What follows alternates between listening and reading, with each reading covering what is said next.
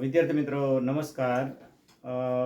ફરીવાર આજે આપણે નવા લેક્ચર સાથે લેક્ચર નંબર 3 ગણિતમાં આપણે પાસ થવા માટેનું જે આયોજન આપણે કર્યું છે મિત્રો, એ આજે આપણે પાછા નવા મુદ્દા સાથે. આજે તમારી સામે જોઈ રહ્યા છો એક બોર્ડ ઉપર પ્રમેયનું જે સ્ટેટમેન્ટ છે આવું છે: સાબિત કરો કે વર્તુળના કોઈ બિંદુએ દોરેલો સ્પર્શક એ સ્પર્શ બિંદુમાંથી પસાર થતી ત્રિજ્યાને લંબ હોય છે. રેડી મિત્રો? તો એના માટે આપણે આગળ વધીએ તો શું કહે છે પ્રમેય કે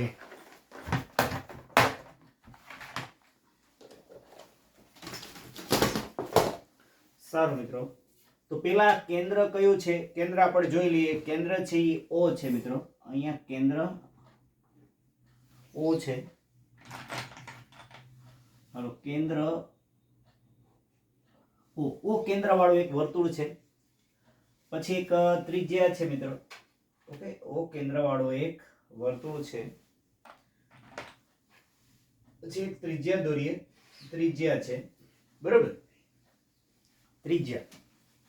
પછી મિત્રો આ ત્રિજ્યાને આપણે એક સ્પર્શક દોરીએ. બરાબર? સ્પર્શક આપણે કલર બદલાવી લઈએ થોડુંક. સ્પર્શક માટે આપણે યલો કલર લઈ લઈએ. ઓકે, આ સ્પર્શક મેં દોર્યું. એ સ્પર્શકનું નામ છે XY સ્પર્શક, બરાબર? અને અહીંયા P બિંદુએ એ સ્પર્શી રહ્યો છે, એટલે કે P છે એ સ્પર્શ બિંદુ છે. હવે આપણે શું સાબિત કરવાનું છે કે ભાઈ આ સ્પર્શક છે એ સ્પર્શ બિંદુમાંથી પસાર થતી ત્રિજ્યાને શું હોય છે?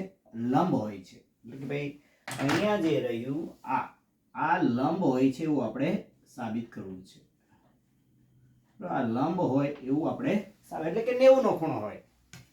તો મિત્રો આ રીતે તમારી સમક્ષ છે એ ચિત્ર થયું છે આપણે તૈયાર. ઓકે, તો મિત્રો ખાસ આપણે 3 ગુણમાં આ પ્રશ્ન પૂછાય છે વિભાગ સી, એટલે ખાસ તૈયાર આપણે રાખવાનું. વર્તુળના 2 પ્રમેય એ પૈકીનો એક પ્રમેય છે. બરાબર? સાબિત કરો કે વર્તુળના કોઈ બિંદુએ, બરાબર, કોઈ બિંદુએ દોરેલો સ્પર્શક, એટલે કોઈ બિંદુ કયું છે ભાઈ? અહીંયા P બિંદુએ દોરેલો સ્પર્શક કયો છે? XY.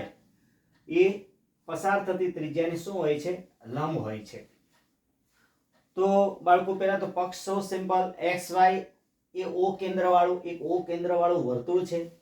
આ XY છે એ O કેન્દ્ર વાળા વર્તુળને P બિંદુએ દોરેલો સ્પર્શક છે, અને OP લંબ XY, એટલે કે આ OP XY ને શું છે? લંબ છે એવું સાબિત કરવાનું છે. તો આપણે શું કરીએ ભાઈ? પહેલા મિત્રો ખાસ આપણે જોઈએ, એક XY રેખા છે કે સ્પર્શક છે, એની ઉપર P સિવાયનું એક Q બિંદુ લઈ લઉં. ઓકે, હા, રેડી? તો મેં શું કાર્ય કર્યું ભાઈ? જે XY પર છે એ P સિવાયનું બીજું બિંદુ કયું લીધું? મેં Q લીધું. ઓકે, અને એને હું જોડી દઉં. ઓકે, સારું, આને આપણે જોડી દઈએ.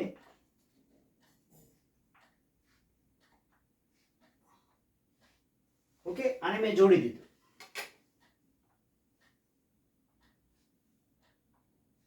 આવી રીતે જોડી દીધું બાળકો. તો કે ભાઈ એ લખું કે ભાઈ શું કર્યું મેં? સાબિતીમાં આપણે એવું લખીએ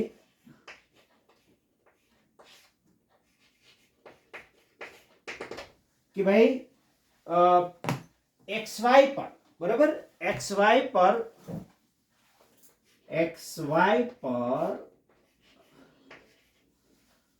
P સિવાયનું, બરાબર, P સિવાયનું કોઈ બિંદુ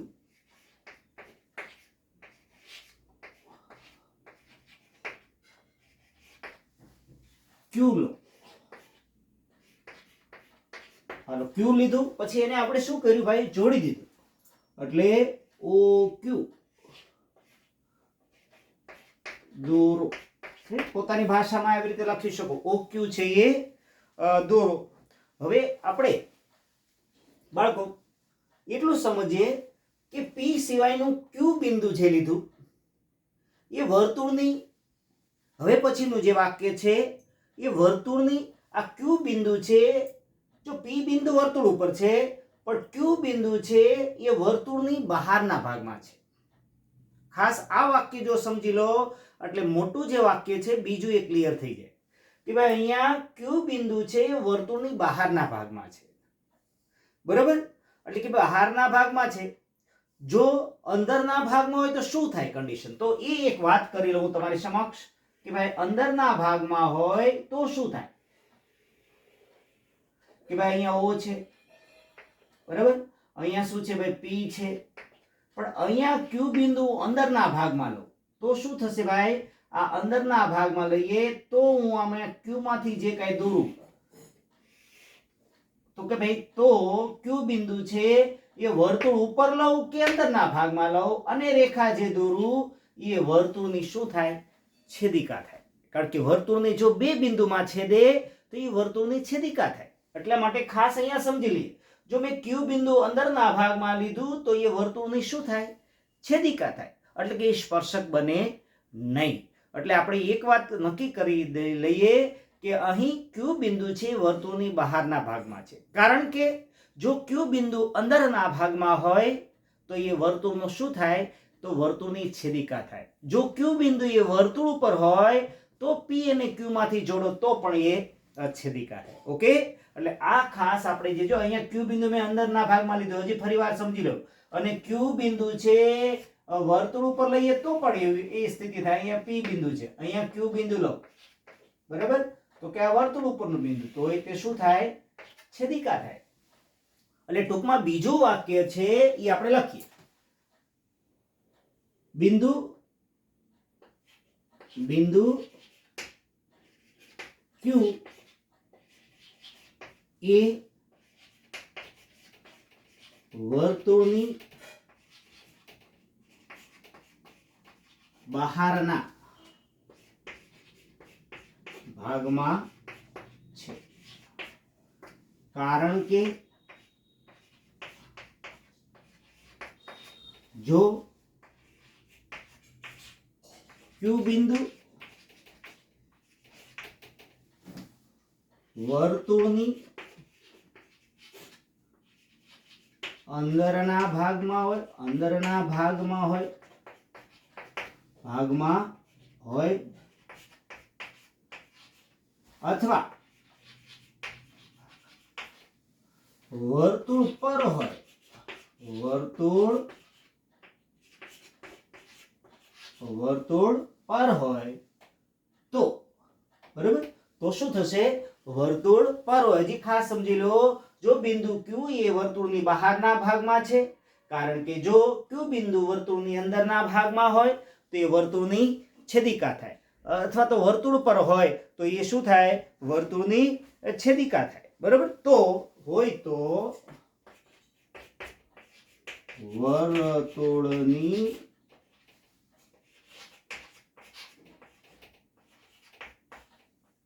છેદિકા હોય, બરાબર, એટલે કે સ્પર્શક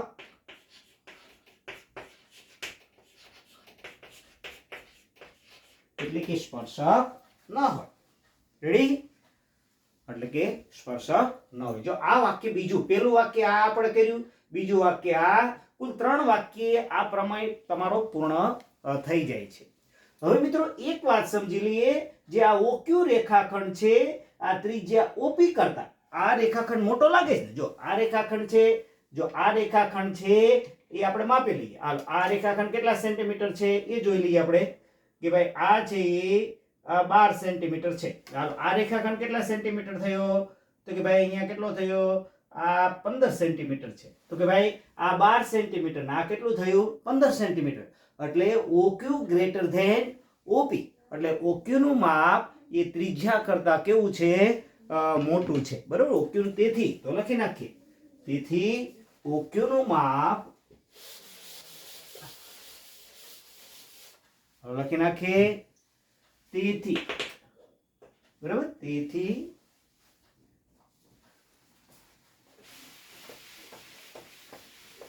તેથી OQ એ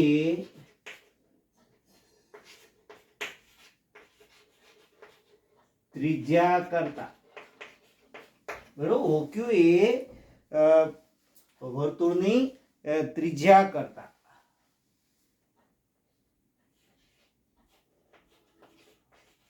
મોટી, અહીંયા વર્તુળની શું લખશું,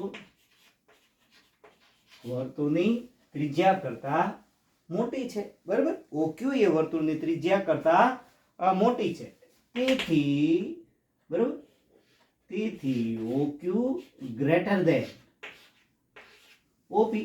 રેડી? તેથી OQ ગ્રેટર ધેન OP, બરાબર. એ તો ક્લિયર છે. હવે મિત્રો એક વાત અહીંયા સમજી લઈએ, P સિવાયના કોઈ પણ બિંદુ અહીંયા લો, અહીંયા લઈએ, અહીંયા લઈએ, અહીંયા લઈએ, P સિવાયના કોઈ પણ બિંદુ લઈ અને એને તમે જોડો તો OP કરતા એ બધાયના માપ કેવા થશે, મોટા થશે. સમજાય? જો અહીંયા બિંદુ લીધું, હાલો તો આને હું જોડું, ધારો બરાબર, આને ધારો કે હું જોડું તો આને માપું તો એ મોટું થાય, આને જોડું તો આને માપું તો પણ એ મોટું થાય. અહીંયા કોઈ પણ P સિવાયનું કોઈ પણ બિંદુ તમે XY પર લો, એનું માપ OP કરતા કેવું થવાનું, મોટું થવાનું. રેડી? તો લખીએ, આમ XY પરના આમ XY પરના P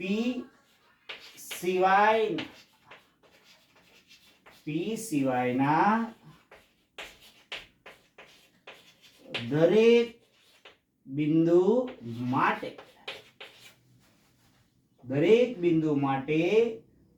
બરાબર, દરેક બિંદુ માટે OQ ગ્રેટર ધેન OP ને સાચું બનાવે છે. પોતાની ભાષામાં લખી શકો એવો XY પરના P સિવાયના દરેક બિંદુ માટે OQ ગ્રેટર ધેન OP ને સાચું બનાવે છે. કે કોઈ પણ બિંદુ લ્યો, અહીંયા ભાઈ દરેક રેખાખંડ, તેથી કહી શકાય મિત્રો જે OP છે એ O થી XY સુધીનું, બરાબર. તેથી OP એ O થી XY સુધીનું કેવું અંતર છે, લઘુત્તમ અથવા તો ઓછામાં ઓછું અંતર, લઘુત્તમ અંતર છે. તેથી OP લંબ, બરાબર, OP લંબ XY. રેડી મિત્રો? તો આટલા વાક્ય આ પ્રમેય તૈયાર થઈ જાય છે. ફરીવાર એકદમ સરળ પ્રમેય છે મિત્રો, ફરીવાર જોઈ લો કે ભાઈ અહીંયા પહેલું વાક્ય કયું આવશે કે ભાઈ XY પર P સિવાયનું અન્ય બિંદુ કયું લેવાનું છે, કોઈ બિંદુ Q લો. હાલો Q લીધું એટલે કે ભાઈ Q લીધા પછી શું કહેવાનું, Q બિંદુ એ વર્તુળની બહારના ભાગમાં છે, જો અંદરના ભાગમાં હોય તો એ વર્તુળની છેદિકા થાય, બરાબર, કે વર્તુળ પર હોય તો એ વર્તુળની છેદિકા થાય. પછી તો એટલે સ્પર્શક ન બને, પણ અહીંયા તો આ શું છે, સ્પર્શક છે. આમ OQ નું માપ એ OP કરતા કેવું છે, મોટું છે, બરાબર. એટલે OP એ વર્તુળની ત્રિજ્યા કરતા કેવી છે, મોટું થાય છે. તેથી OQ ગ્રેટર ધેન OP. આમ XY પરના P સિવાયના ગમે એ બિંદુ લો અને એને જોડો અને માપો. તમે માપપટ્ટીથી માપીને ચેક પણ કરી જુઓ તો OP કરતા બધાયના માપ, જો આ બિંદુને જોડો, આ બિંદુને જોડો, એ બધા બિંદુ કેવા થશે, બરાબર, એ મોટા થશે. માટે નાનામાં નાનું માપ કયું થયું ભાઈ, O થી XY સુધીનું નાનામાં નાનું માપ થશે OP. તેથી કહી શકાય OP લંબ XY. રેડી મિત્રો? તો આ પાસ થવા માટે ખૂબ સરળમાં સરળ પ્રમેય છે. માત્ર 3-4 વાક્યો છે, એને યાદ રાખી લો મિત્રો. અને MH વિંજોડા ચેલેન્જ, મનીષ વિંજોડાની ચેલેન્જ મિત્રો, આ સરસ મજાનું ગણિતમાં પાસ થવાય છે, બરોબર. એક સુંદર મજાના વાક્ય સાથે આપણે આ લેક્ચર પૂર્ણ કરીએ. લહેરોं से डरकर नौका पार नहीं होती, कोशिश करने वालों की कभी हार नहीं होती. जब नन्ही चींटी दाना लेकर दीवारों पर चढ़ती है, जब नन्ही चींटी दाना लेकर दीवारों पर चढ़ती है, 100 बार फिसलती है. चढ़कर गिरना, गिरकर चढ़ना, आत्मविश्वास उसकी रगों में साहस भरता है, आत्मविश्वास उसकी रगों में साहस भरता है, आखिर उसकी मेहनत बेकार नहीं जाती। कोशिश करने वाली कभी हार नहीं होती, कोशिश करने वाली कभी हार नहीं होती। फरीવાર નવા લેક્ચર સાથે આપણે મળીશું। Thank you. મનીષ વિંજોડાના નમસ્કાર।